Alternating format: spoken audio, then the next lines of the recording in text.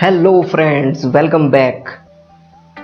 Friends, पिछली video में मैंने आपको बताया था कि कैसे हम लोग M20 ग्रेड को क्रिएट कर सकते हैं, मटेरियल को कैसे क्रिएट कर सकते हैं और कौन कौन से पैरामीटर्स आपको पुटअप करने होते हैं स्टेट की फाइल में।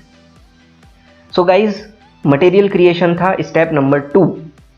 इस वीडियो में मैं आपको सेक्शन प्रॉपर्टी कैसे डिफाइन करना है वो बताने वाला हूं, जो कि है हमारी step number 3।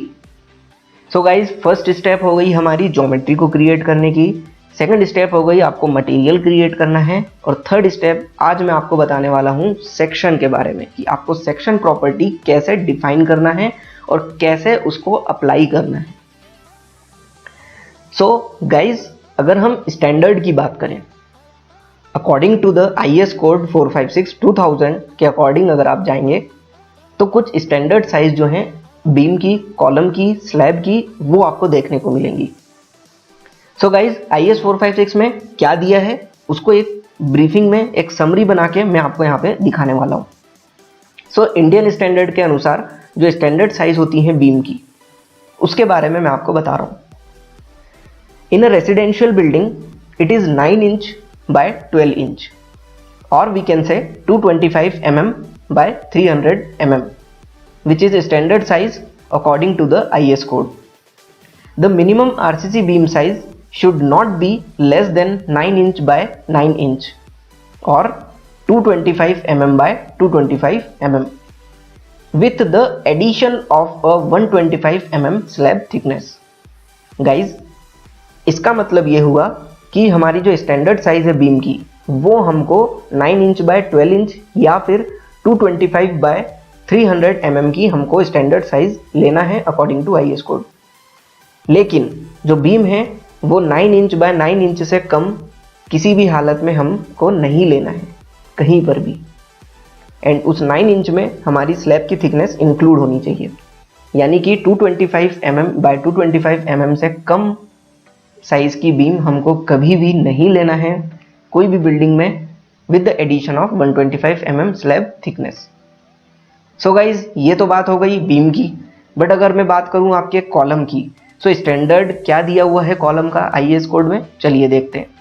The size of the column depend on the total load on the column. The minimum column size should not be less than 9 inch by 9 inch. 9 by 9 inch column are to be used for a single story concrete grade M15 structure. Guys, यहाँ पे same चीज जो beam में दी थी वही हमको column में भी कंसिडर करनी है कि 9 इंच बाय 9 इंच यानी कि 225 mm बाय 225 mm से कम की कॉलम साइज हमको नहीं रखना है किसी भी हालत में। एंड जो हमारे सिंगल स्टोरी के जो रेसिडेंशियल बिल्डिंग्स होती हैं, हम लोग उसमें M15 ग्रेड यूज करते हैं, एंड उसमें हम लोग 9 by 9 इंच का कॉलम यूज कर सकते हैं। बट आप अगर डबल स्टोरी बनाते हैं या ट्रिपल स्टोरी बनाते हैं या फिर मल्टी स्टोरी बनाते हैं, तो कॉलम का जो साइज है वो आपका डिपेंड करेगा total load on the column पे। जितना भी कॉलम के ऊपर टोटल लोड आ रहा है उसके अकॉर्डिंग हम कॉलम की साइज को बनाएंगे। चलिए गाइस, आगे चलते हैं स्लैब पे। सो स्टैंडर्ड साइज यानी कि स्टैंडर्ड जो थिकनेस होगी स्लैब की, वो आपको कितनी रखना है। So friends, concrete is generally applied with a thickness of 2 inches or more, but the thicker it is, the stronger the slab will be. 4 inches, that means 150 mm is more common for a slab. So guys, slab की जो thickness होती है in general हम लोग 2 inches से ज़्यादा लेते हैं, यानी कि 2 इंच से हमेशा ज़्यादा की स्लैब ही हम लोग क्रिएट करते हैं।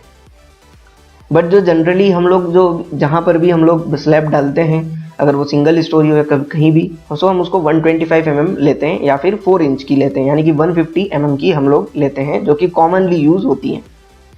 सो गाइज, ये डिपेंड करता है आपका कि आपका जो स्लैब है आपको कितना स्ट्रॉन्गर बनाना है। आप जितनी उसको थिकनेस बढ़ाते जाओगे उतनी उसकी स्ट्रॉन्गनेस बढ़ती जाएगी। गाइज, यहाँ पे हम लोग एक सेक्शन क्रिएट करने वाले हैं, जो हमने एग्जाम्पल लिया था G+2 का। G+2 जो हमने रेसिडेंशियल बिल्डिंग का एग्जाम्पल लिया है, उसमें हम लोग सेक्शन क्रिएट करने वाले हैं। सो गाइज, यहाँ पर हम लोग एक 9 इंच बाय 12 इंच का सेक्शन हम लोग क्रिएट करेंगे, और उस सेक्शन को हम कॉलम में एंड बीम में दोनों में अप्लाई करेंगे। सो सबसे पहली चीज़ तो हमको ये देखना है कि इसको कैसे क्रिएट करना है सेक्शन को, एंड देन सेकंड हमको ये देखना है कि इनको अप्लाई कैसे करना है। सो गाइज ये वीडियो आपके लिए बहुत इंटरेस्टिंग होगा, आप इसको ध्यान से देखें। चलिए मैं आपको ले चलता हूँ स्टैट प्रो की तरफ। सो गाइज मटेरियल हम लोग क्रिएट कर चुके थे, अब आते हैं हम लोग सेक्शन की प्रॉपर्टी पे।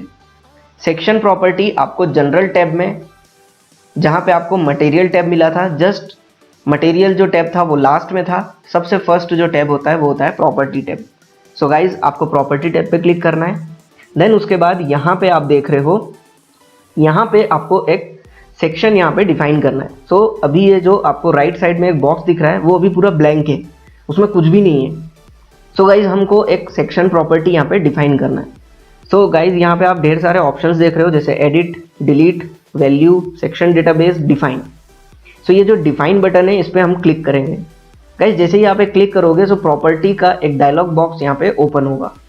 गाइज यहाँ पे आप डिफरेंट सेक्शंस आप बना सकते हैं, जैसे circle, rectangle, T section, trapezoidal section, general, tapered I, tapered tube and assign profile.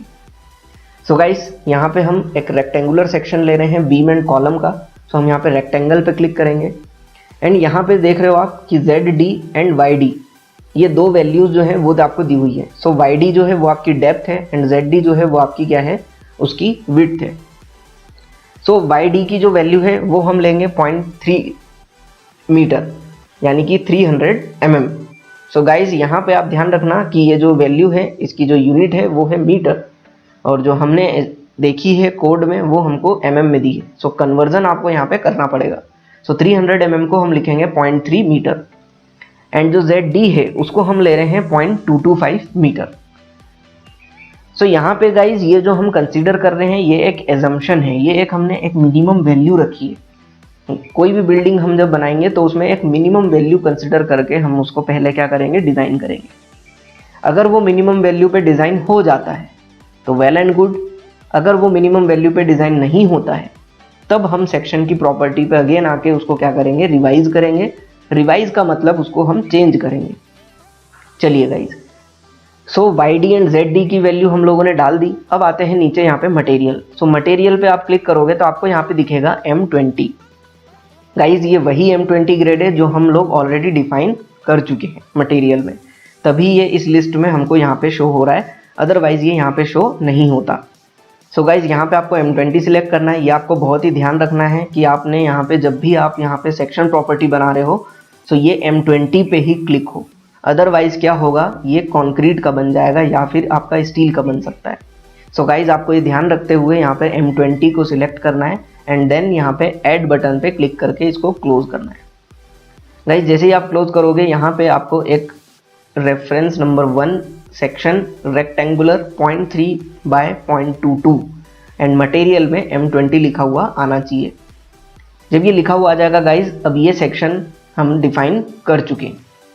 But guys ये अभी सिर्फ डिफाइन हुआ है, इसको हमने अभी बीम कॉलम्स में अप्लाई नहीं किया है। सो गाइज चलिए अब इसकी एप्लीकेशन देखते हैं कि इसको अप्लाई कैसे करना है, इसको इन कॉलम एंड बीम में असाइन कैसे करना है। सो इस पर आपको क्लिक करना है। जो भी आपकी प्रॉपर्टी है, जो भी आपका सेक्शन प्रॉपर्टी है, उस पर आप सिलेक्ट करोगे सबसे पहले उसको, तो ये ब्लू कलर की एक लाइन जो बनी हुई आ रही है ये बनी हुई आएगी। देन उसके बाद आपको क्या करना है, यहाँ पे जितने भी हमारे बीम एंड कॉलम हैं उन सभी को सिलेक्ट करना है। सो गाइज आप इस तरीके से इसको सिलेक्ट कर सकते हो विंडो सिलेक्शन से। जब सारी सिलेक्शन हो जाएंगी यहाँ पे आएगा असाइन टू सिलेक्टेड बीम्स। सो यहाँ पे इसको कर देंगे हम असाइन टू सिलेक्टेड बीम्स पे, या फिर गाइज आप यहाँ पे असाइन टू व्यू भी कर सकते हो। व्यू का मतलब होता है कि आपका जो व्यू है, यानी कि जो आपका व्यू पोर्ट है, उसमें आपको जो जो भी चीज़ें नज़र आ रही हैं वो सब आपके व्यू में है। तो जितनी भी चीज़ें आपके व्यू में होंगी उन सभी में ये प्रॉपर्टी अप्लाई हो जाएगी। सो जितनी भी चीज़ें हमारे व्यू में हैं उसमें कॉलम एंड बीम दोनों हैं, तो हमको सभी में अप्लाई करना है ये सेक्शन प्रॉपर्टी। सो हम असाइन टू व्यू भी कर सकते हैं। ओके, एंड देन उसको हम कर देंगे असाइन एंड यस। गाइज जैसे ही आप असाइन करोगे तो हर बीम और कॉलम में आपको जो इसका नंबर है, यानी कि रेफरेंस नंबर है 1, वो लिखा हुआ दिख रहा है, यानी कि R1। R1 का मतलब है 1 नंबर की जो आपकी प्रॉपर्टी है, सेक्शन प्रॉपर्टी, वो सब में असाइन हो चुकी है। सो गाइज अगर आपको कोई सेक्शन ऐसा मिल जाए या कोई एलिमेंट ऐसा मिल जाए जिस पे इस तरीके से R1 या फिर कोई भी सेक्शन प्रॉपर्टी आपको नहीं दिख रही हो, तो आपको अगेन उसको सिलेक्ट करके अप्लाई करना पड़ेगा। अदरवाइज आपका ये जो ज्योमेट्री है, ये जो आप स्ट्रक्चर बना रहे हो, ये एनालिसिस नहीं हो पाएगा।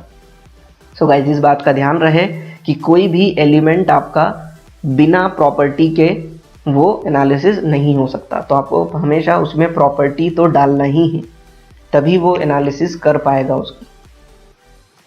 गाइज सो देखा आपने कि किस तरीके से हम इसमें सेक्शन प्रॉपर्टी को बनाते हैं, डिफाइन करते हैं एंड उसको असाइन करते हैं। इस वीडियो में गाइज इतना ही। देखेंगे अब हम नेक्स्ट वीडियो में स्टेप नंबर 4 को। Thank you guys.